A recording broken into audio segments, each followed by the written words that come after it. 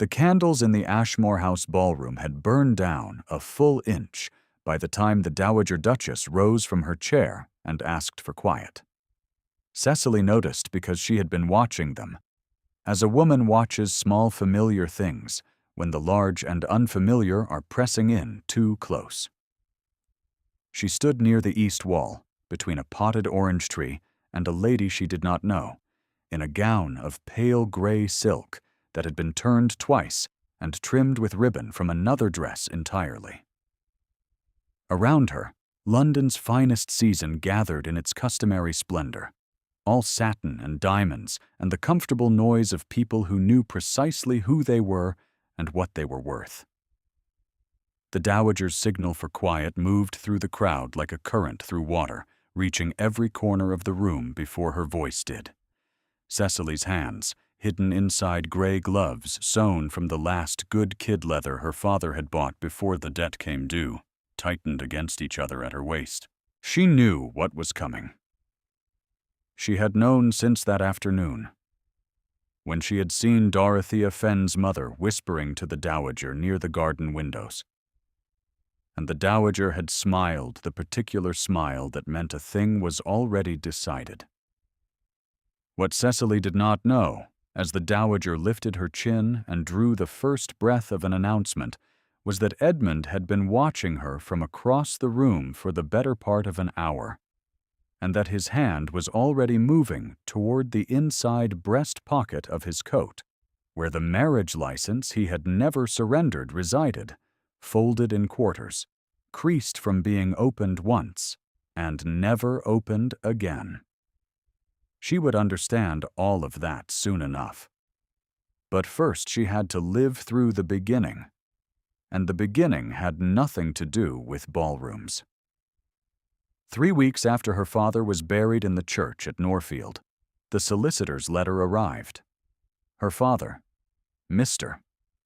Hartwell, had been a schoolmaster of genuine learning and reliable goodwill, the kind of man whose students remembered him with affection 30 years later, and whose household accounts were a quiet, ongoing catastrophe. He had educated Cecily past what any marriage market would want in a woman of no fortune, taught her 3 languages and the management of Euclid, and died in April of 1814, leaving £340 of outstanding debt, a rented cottage on a borrowed lease, and no arrangements made. The solicitor's letter was not from her father's solicitor. It was from a Mr. Silas Good of Gray's Inn, acting on behalf of Edmund Vane, the Duke of Ashmore. She read it 3 times in the window light. Then she set it down on the table where her father's spectacles still sat, and she looked out at the kitchen garden for a long time without seeing anything in it.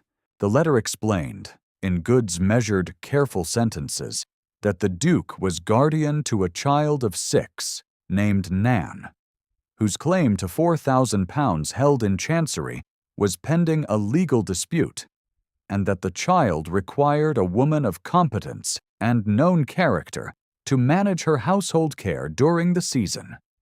It further explained that the Duke had been apprised of Miss Hartwell's situation by a mutual acquaintance, and that he had a proposition of an unconventional nature that might be of benefit to both parties. He asked that she attend him at Norfield's Inn at 10 the following morning. She went because she had no alternative that did not end in a cousin's attic room and a slow reduction to invisible.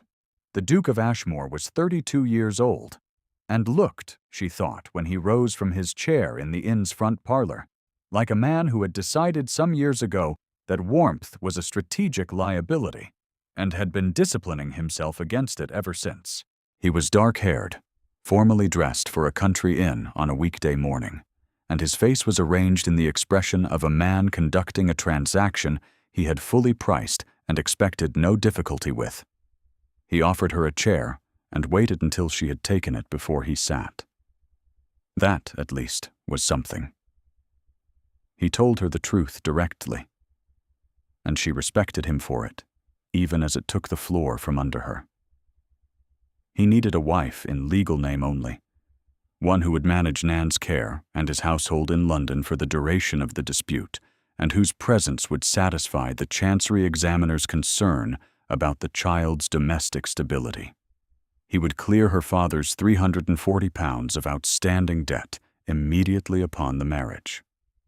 She would receive a proper allowance for her clothing and her needs. When the Chancery matter was resolved, they would discuss whatever further arrangement suited both parties. He did not say anything about love. He did not look as though he remembered what the word cost. "You wish to marry me," she said, "and present me to society as something other than your wife." He was quiet for a moment. "I wish to present you as my ward," he said.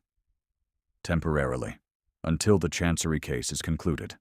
My solicitor believes a disclosed irregular marriage may complicate the examiner's assessment of Nan's domestic continuity. And if I refuse," he said with complete evenness, "then I will find another arrangement, and you will have declined a solution." It was not cruel, exactly. It was the tone of a man who had stopped performing kindness because he had found it unreliable. She sat with it for a moment, and then she said, "I should like to meet the child before I decide." He had not expected that. Something shifted in the arrangement of his face. Something small and quickly resettled. He sent a footman, and Nan arrived in the parlor doorway 3 minutes later. 6 years old, dark-eyed, wearing a blue dress with a torn hem that someone had caught up with a pin instead of mending it properly. The pin was the thing. The pin told Cecily more than anything the Duke had said. "She needs a hem," Cecily said. "She needs a good deal more than a hem," said the Duke. So they were married on the 3rd of June, before a country vicar in a village 9 miles from Norfield, with one witness present, a farmhand named Colby, who signed the register in large, careful letters and then touched his hat and went back to his field. The license was folded and placed in Cecily's keeping by Good, who advised her in a low voice afterward that it was to be treated as a legal instrument and kept from harm. She placed it in the spine of her copy of Cowper's poems, which was the sturdiest book she owned. 6 days later she was in London, installed in a suite of rooms in the east wing of Ashmore House, introduced to the household staff as the Duke's ward, and left to make what sense of it she could. The London season opened with 3 parties in the same week, and at each of them the same adjustment was made. Lady Vane, the Dowager Duchess, managed the introductions herself, with the efficiency of a woman who had been running the machinery of the Ashmore name for 40 years, and saw no reason to yield the post now. "You will have met my son's ward, Miss Hartwell," she said, at the Carrington Assembly, to Lady Pemborough, whose opinion was the only one in the room that mattered. "A schoolmaster's daughter from Norfield. Edmund has taken a charitable interest in the girls' establishment." Cecily stood 18 inches away and heard every syllable. Lady Pemborough looked at her with the expression of someone examining a piece of furniture that had been placed in the wrong room. "A schoolmaster's daughter," she repeated, settling the classification clearly and moving on. Cecily held her fan at the correct angle and did not permit her face to alter. Her father had taught her Euclid, and one theorem he had been fond of was this: that the shortest distance between 2 points was a straight line, and that dignity, when it could not be circumvented, ought at least to be maintained. She maintained it. Edmund did not speak to her at the Carrington Assembly, except once, when she was crossing the room, and a footman's tray lurched at the wrong moment, and he materialized beside her, with one hand at her elbow, before the glass could reach the floor. His fingers were careful and immediate. He released her the instant she had steadied, and said, without looking at her, "Are you hurt?" "No, Your Grace." He walked away. She turned back toward the wall and noticed that her pulse was audible somewhere in her throat. The season accumulated around her like furniture in a room one has not been asked to sit in. She learned its patterns quickly, because she was by nature observant, and because the alternative to understanding the room was to be crushed by it. She saw how the Dowager managed Dorothea Fenn, arranging her at her right hand at each evening event, directing the young woman's attention toward Edmund at every available angle with the smooth automation of a woman working a well-oiled mechanism. Dorothea was lovely and specifically trained for this purpose, the kind of beauty that the season manufactured when it had sufficient raw material and enough years. She was also, Cecily thought, not unkind. She was simply a person who had been told from childhood that she was the correct answer to a specific question, and had not yet encountered the problem of being wrong. Cecily was not asked to sit with the Dowager's circle. She was not asked to promenade in the park with the party from Ashmore House. She occupied her gray silk and turned ribbon position at the edges of events and watched Nan during the mornings, which was the only part of the arrangement that suited her entirely and without reservation. Nan was a grave, watchful child who had survived a great deal and understood more than anyone credited her with. Her parents had died within 6 months of each other, her mother of a fever and her father of a fall from a horse, and the £4,000 in chancery was the whole of what remained of them, tied up in legal argument between 2 sets of cousins who each claimed the guardianship, and neither of whom had visited the child in 8 months. Edmund had taken the guardianship by application to the court on the grounds of a stated prior connection to the child's father. Whether the connection was strong or whether it was primarily a strategic intervention by a man who could not see a child in a room with a pin where a hem should be was a question Cecily had not resolved. If you have found this story settling into your understanding the way a good fire settles into cold stone, leave a thought below. The story is not finished, and neither is Cecily. She read with Nan each morning in the East Wing sitting room. Geography and Cowper's lighter poems and the names of birds, and the child came alive in increments the way frost leaves a window pane in spring, 1 clear inch at a time. By the 3rd week of the season, Nan was reciting the counties of England in order and correcting Cecily's pronunciation of Lancashire with an authority that had no evident source but was delivered with complete conviction. It was a Thursday in mid-June when the Dowager sent for Cecily.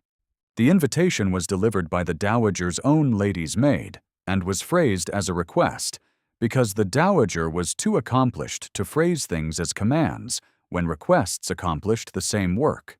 Cecily went to the blue morning room where Lady Vane held her private audiences and sat in the chair that was positioned to receive the room's inferior light.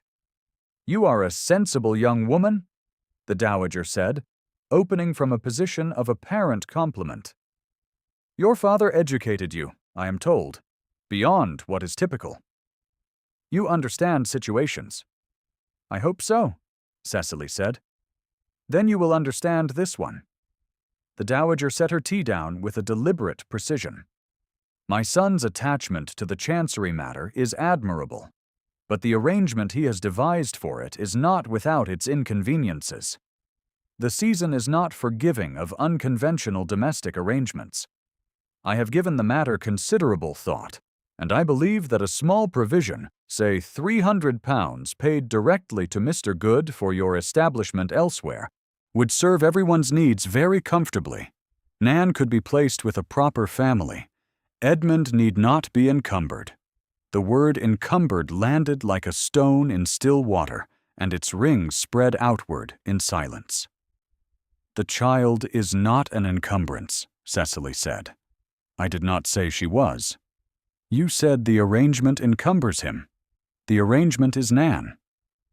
The Dowager looked at her with the particular quality of attention one gives a problem that has begun to misbehave.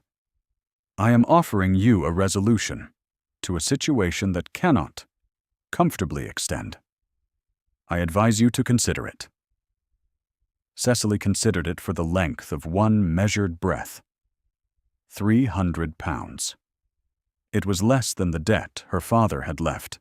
It was precisely the sum a woman could survive on for 1 year before the problem began again, and the problem would begin again. and there would be no Nan, and no East Wing sitting room, and no child reciting Lancashire with the authority of a judge. "I am grateful for your consideration," Cecily said, "and I must decline." The dowager's face did not alter visibly. Only her fan shifted, rising a precise half-inch. "You are making a decision you may find uncomfortable to sustain." "I have found a number of decisions uncomfortable to sustain," Cecily said. "I have sustained them." She left the blue morning room and went directly to the library, where Edmund Stewart, a Mr. Petch, was reviewing the household accounts at the long table. She asked him to remain a moment, and then she removed from her portfolio the chancery documents pertaining to Nan's £4,000, and she read them aloud to him in full, each clause and each condition, so that what they contained was placed on record with a witness who was not herself. Petch listened with the focused discomfort of a man who understood that something was happening that he would be called upon to remember. She did not know until afterward that the library had a second entrance from the passage behind the east shelves, and that Edmund had come through it 10 minutes earlier and stood in the shadow of the doorway the entire time she was reading. He said nothing. He did not step forward. He stood in the doorway of his own library and listened to his wife, who did not know she was being listened to, refuse a bribe and protect a child's inheritance with the only instrument she had, which was her voice, and a legal document, and a witness. What he felt in that doorway was something he did not have adequate language for, because he had spent 6 years ensuring he would not need language for feelings. His first wife, Helena, had been chosen for him by precisely the same machinery the Dowager was currently running on behalf of Dorothea Fenn. She had been 20 years old to his 25, pleasant and suitably ranked and entirely unwilling, though she had not said so in terms he was capable of hearing at the time. She had died in childbirth in the winter of 1810, the child with her, and the things Edmund had learned too late about what she had wanted and what she had never been asked were the specific stones he had built the wall from.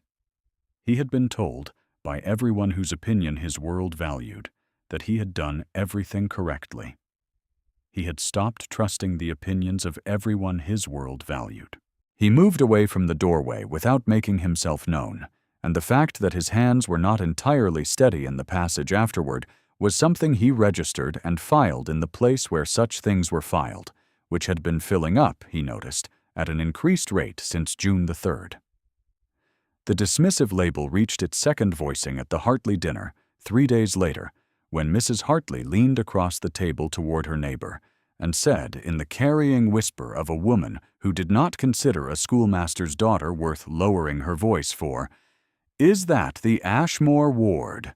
Poor creature, she will not last the season. A ward with no family and no fortune. What can Edmund be thinking?" The neighbor's eyes slid toward Cecily, and then away. Cecily was looking at the candles. She was thinking about the pin in Nan's hem, and whether the child's boots were wearing at the left heel because of how she held her foot on the stairs. Edmund, at the head of the table, had heard. His jaw, always placed with a precision suggesting it had been quarried from something geological, went fractionally tighter. He said nothing. He offered Cecily the salt. It was the smallest motion in the room. She felt it nonetheless. The season moved toward its late summer rhythms, and the Dowager moved with it, pressing steadily at the Dorothea question through channels both visible and not. Cecily watched the process with the detached clarity of someone who has already understood the ending of a theorem and is now merely watching the proof assemble. She knew what the Dowager intended. She knew that Edmund's silence on the matter was not, precisely, indifference, though she could not have said with confidence what it was instead. He was careful with her. That was the accurate word. He was careful in the way of a man managing something he did not want to damage, which was not the same as warmth, but was not nothing. On the evening of the Cavendish garden party, there was rain, sudden and lateral, and the terrace steps became treacherous before anyone had time to send for umbrellas. The party moved indoors in a press of damp silk and complained tulle, and Cecily was the last to leave the terrace because she had been at the far end watching the roses, which were doing something interesting in the rain, leaning together at their heavy heads. She reached the steps as the last of the light went gray. Her foot found the wet stone and began to go from under her, and his hand was at her elbow before she had fully registered the falling, his grip steady and immediate, the same grip as the Carrington assembly, the same held-breath precision. This time she was close enough to see the line of his jaw and the quality of his attention, which was not the attention of a man performing courtesy. It was the attention of a man who was frightened of something and managing it precisely. They stood on the wet step in the cooling rain for 2 full seconds before he released her. "Come inside," he said. Not unkindly. An instruction that was also, in its way, a shelter. She went inside. She was not aware, as she crossed the threshold out of the rain, that he stood on the step for a moment longer, looking at the place where her hand had been on the stone balustrade, as if the fact of her standing there safely was a thing he needed to verify for himself. The ball at Ashmore House was scheduled for the 23rd of July, the capstone of the season's late entertainments, and the Dowager had been organizing it with the purposeful energy of a general who has selected her ground and intends to use it. Cecily had understood for a week that something was planned. The Dowager's manner had gone smooth and certain in the specific way it went smooth when she was satisfied with an arrangement. Dorothea Fenn had been fitted for a new gown in a white that was not precisely ivory and not precisely cream. A white that said something clear about intentions. Edmund had said nothing. He had been in meetings with Good for 3 days running. The library door closed in the mornings, and when Cecily had passed him in the east corridor on the Tuesday, he had looked at her with an expression she could not parse. Something pressed and constrained and not quite resolved. And then, he had said, "Good believes the Chancery matter will move to judgment within the month." "That is good news for Nan," Cecily said. "Yes," he said. And then, a beat too long after, "It is good news for everyone." She had held that sentence in her mind and turned it several times and not found the angle at which it became fully clear. The ball came. She wore the gray silk, turned for the 3rd time now, with new ribbon in a darker gray that was the best she could do, and which was, she thought, presentable. She stood near the east wall, between the potted orange tree and a lady she did not know, and she watched Edmund at the far end of the room in conversation with a cabinet minister and an elderly earl. And she thought about Nan upstairs in the nursery. Asleep now, one hand curved under her cheek. Lancashire conquered. Boots wearing at the left heel still. The Dowager rose. The room quieted by degrees, the way a room quiets when the most powerful person in it requires silence, and has been requiring it long enough that the requirement has become instinct. "I am delighted," said the Dowager, in the carrying voice she reserved for occasions she intended to be irrevocable, "to announce the forthcoming engagement of my son, Edmund Vane, Duke of Ashmore, to Miss Dorothea Fenn, of the Fenn family of Wiltshire." The applause began immediately, the practiced reflex of a social body that had been anticipating this announcement and understood the correct response. Cecily did not look at Edmund. She looked at the candles, which had burned down another half-inch since the evening began. She looked at them with great attention and complete stillness, and somewhere in the cage of her ribs something that she had been careful not to name folded quietly in on itself and ceased making any sound at all. The room around her was warmth and candlelight, and the noise of people who were pleased and unsurprised, and she was standing in it, like a piece of furniture placed in the wrong room. And the thing she had been careful not to name was the understanding, arrived at suddenly and without mercy, that she had allowed herself to feel something she had no right to feel about a man who had never offered her anything except a transaction. He had not contradicted it. He had not moved. Across the room she could see him standing very still in a way that was different from his ordinary stillness, something locked and sealed rather than collected. But he had not spoken, and the absence of his speaking was its own kind of answer. She moved along the east wall toward the corridor door with the quiet competence of someone who has learned to leave rooms without causing scenes, and she went upstairs to the east wing. And she took the marriage license from the spine of Cowper's poems, and she smoothed it once along the fold, and then she went to find Good. He was in the small anteroom off the library, where he had been working late at Edmund's instruction, and he looked up when she appeared in the doorway with the license in her hand and the expression of a woman who has made a decision and intends to hold it. "I need you to confirm the validity of this document," she said, "and advise me as to the proper process for formalizing my departure from this household." Good looked at the license. He looked at her. He opened his mouth and then closed it again, in the manner of a man who knows several things simultaneously and is ordering them by urgency. She heard the footstep in the corridor a moment before Edmund appeared in the doorway behind her. He had come from the ball. His cravat was not quite as precisely ordered as it had been an hour ago, the only evidence of haste in a man who did not display haste. His eyes went to the license in her hand, and then to her face, and something happened in his expression that she had not seen there before, something that cracked through the geological surface of it, like the first fracture in river ice when the temperature turns. He said, "Cecily." Not Miss Hartwell, not the ward. Her name, spoken with a plainness that made it into something else entirely, a word that meant, "Stop," and also, "I know what you are doing." And also, beneath both of those, something she did not yet have the nerve to interpret. "The announcement has been made," she said. Her voice was steady. She was proud of that. "Whatever your reasons for not contradicting it, they are yours. I am not asking you to explain them. I am asking Mr. Good to confirm this document, which is mine, and then I will remove myself quietly from a situation that has clearly reached its conclusion." "It has not reached its conclusion," Edmund said. "Your Grace," Good began. "Come with me," Edmund said.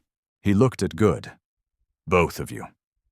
He walked back through the corridor toward the ballroom, and what could be done but follow him, license in hand, Good 2 steps behind in an urgent, silent negotiation with his own sense of professional propriety. The ballroom was still full. The Dowager was still seated in state, Dorothea beside her, the room still moving in the warm current of an announcement recently received and being pleasurably digested.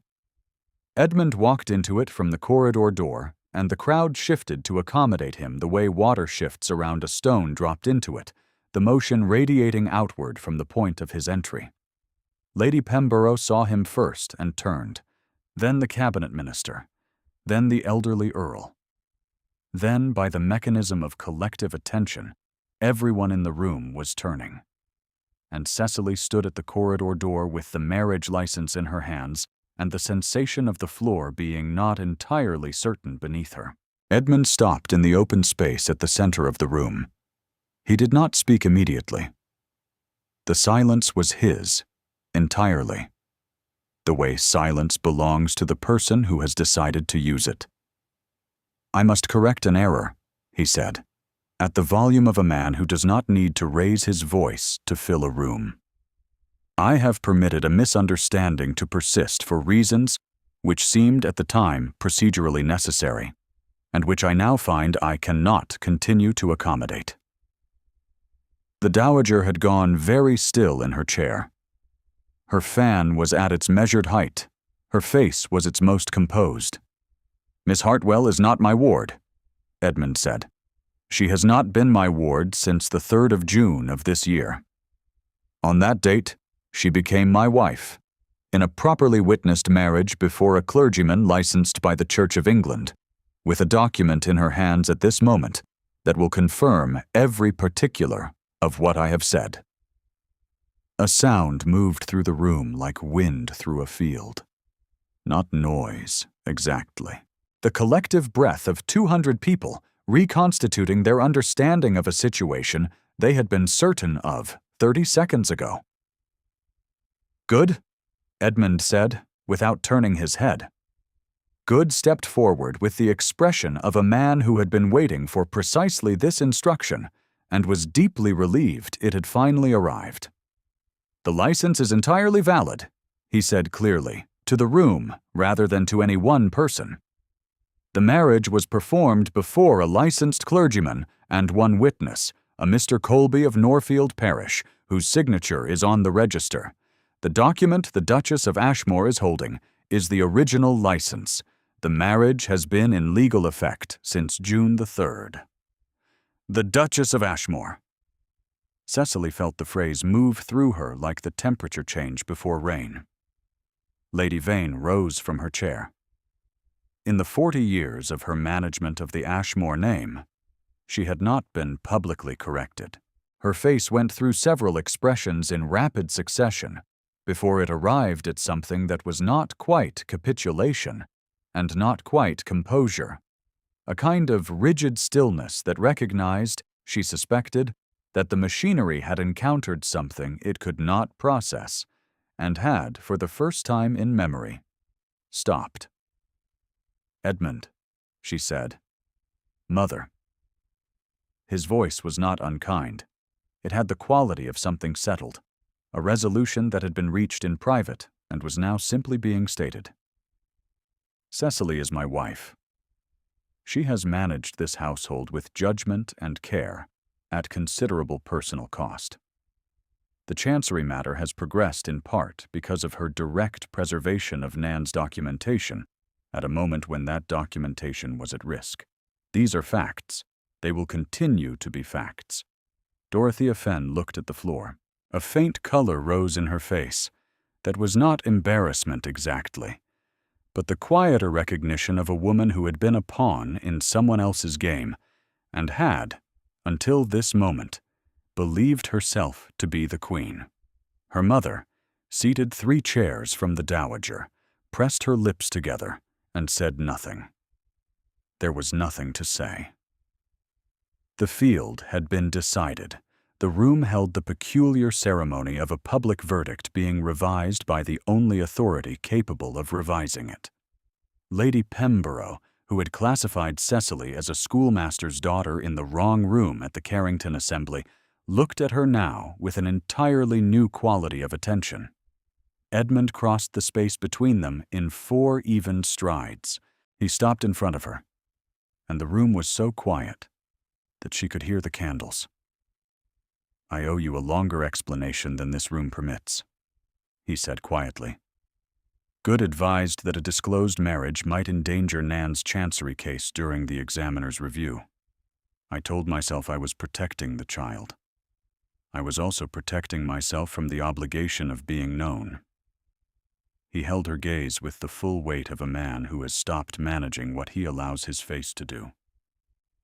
"I should not have allowed my mother's announcement to go unanswered for even the time it took you to find the license." She thought of the doorway in the library, the pin in the hem, the hand at her elbow on a wet step in the rain. "The Chancery matter," she said. "Will this complicate it?" The corner of his mouth changed. Not quite a smile, but the first near approach of one. "Good tells me the judgment is expected within the month.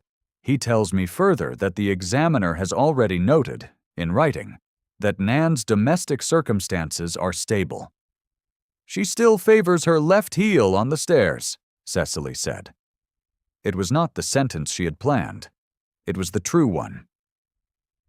"I know," he said. "I have been watching you watch her."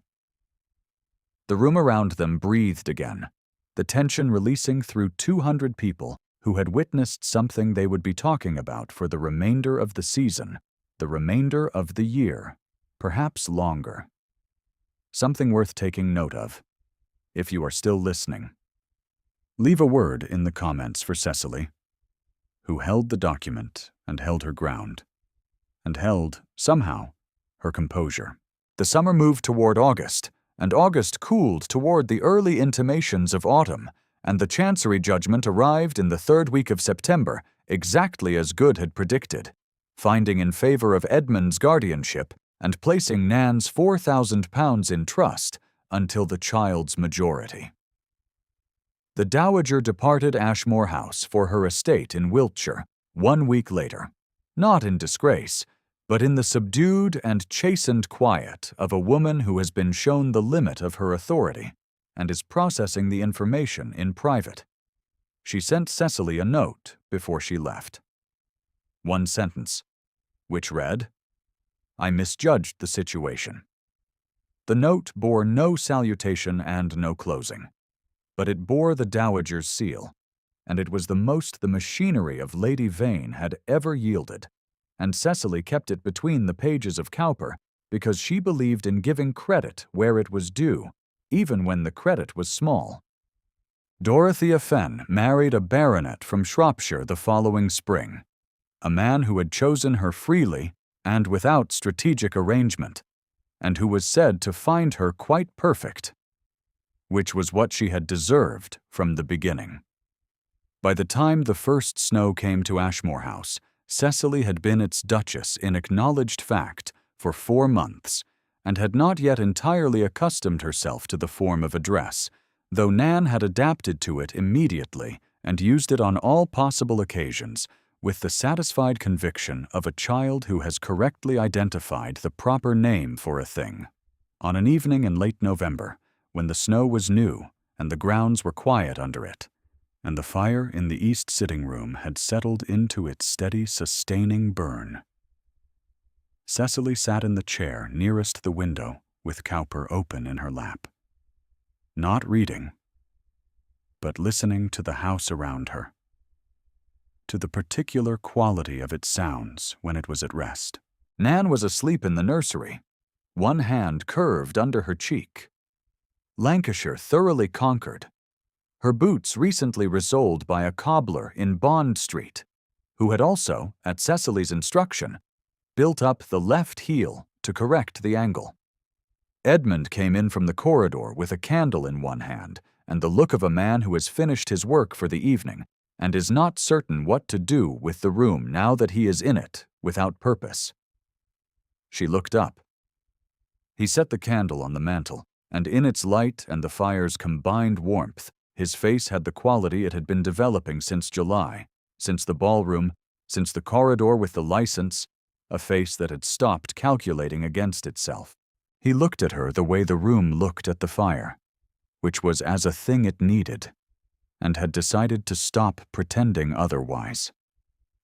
"You are reading Cowper," he said. "I was looking at the snow."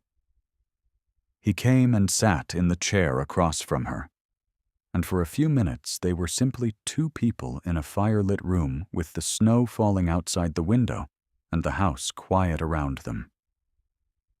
"Cecily," he said, "not your Grace's ward, not Miss Hartwell."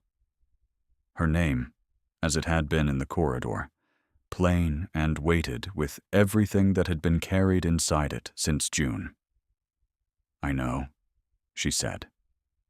He reached across the small table between them, and his hand, the same hand that had steadied her on a wet step and passed the salt across a dinner table in a room where she was being diminished, covered hers where it rested on the cover of the book. Outside, the snow went on falling in its quiet, indifferent abundance, covering the garden and the terrace steps and the gravel path and the iron gate, covering everything equally the way snow does, which has no understanding of what is plain and what is magnificent and treats both exactly the same. The candle on the mantel burned without guttering, entirely still. In the nursery, Nan slept. The fire held. If Cecily's story has stayed with you this evening, leave a comment with the moment that mattered most to you. This channel carries more stories like hers, and each one is waiting in the room just beyond this one.